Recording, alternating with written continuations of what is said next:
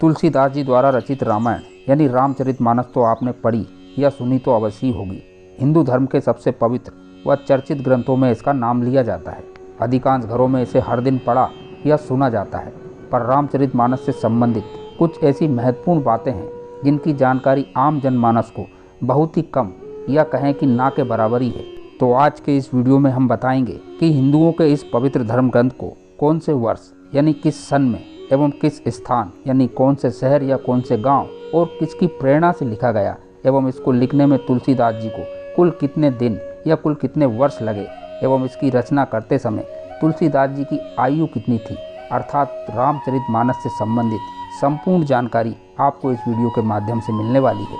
इसलिए वीडियो को बिना स्किप किए पूरा जरूर देखिए। नमस्कार, BL ज्ञान के इस एक और आध्यात्मिक और रोचक जानकारी वाले वीडियो में आपका स्वागत है। ऐसा कहा जाता है कि रामचरितमानस के रचयिता तुलसीदास जी का जब जन्म हुआ था तब वह रोए नहीं थे, बल्कि उनके मुख से जो पहला शब्द निकला था वह राम था। इसीलिए बचपन में इनका नाम राम बोला ही रख दिया था।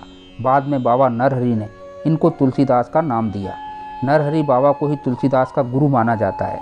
तो वहीं इनका विवाह रत्नावली नाम की एक बेहद ही सुंदर कन्या से हुआ था और ऐसा बताया जाता है कि ये अपनी पत्नी से अत्यधिक ही प्रेम किया करते थे।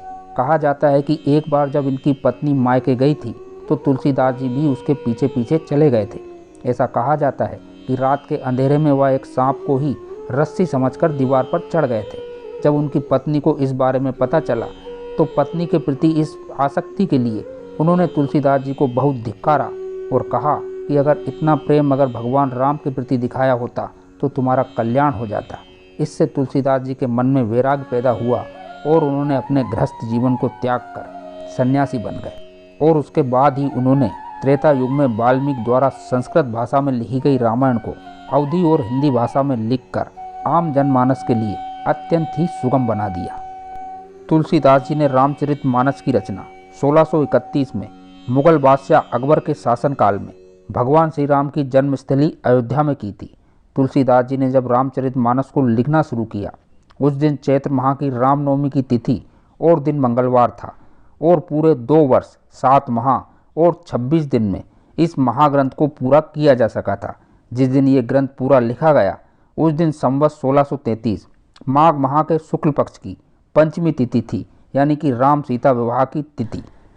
तुलसीदास जी ने जब रामचरितमानस की रचना पूरी की तब उनकी आयु 77 वर्ष बताई जाती है और ऐसा माना जाता है कि तुलसीदास जी ने रामचरितमानस की रचना साक्षात हनुमान जी के आदेश पर की थी।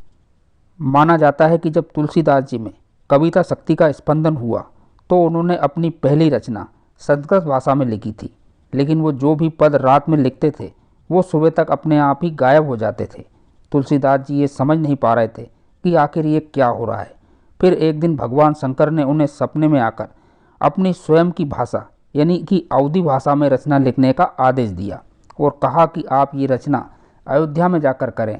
इसके साथ ही भगवान शिव ने तुलसीदास जी को ये वरदान भी दिया कि तुम्हारी ये रचना सामवेद के समान ही फल देने वाली होगी।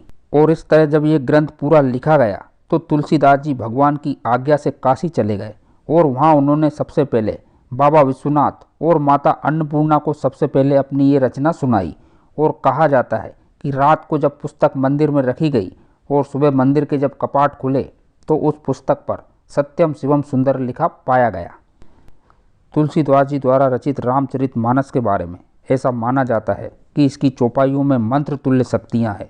तुलसीदास जी ने स्वयं रामचरितमानस में लिखा है कि रामचरितमानस दुखों, दोषों और दरिद्रता का नाश करने वाली है। रामचरितमानस जीवन का मार्गदर्शन करने वाली रचना है। अगर आप सारी रामचरितमानस नहीं पढ़ सकते तो इसकी कुछ खास चौपाइयाँ या सुंदरकांड का पाठ तो अवश्य ही करना चाहिए। हमें आशा है कि वीडियो में दी गई जानकारी निश्चित ही आपको पसंद आई होगी।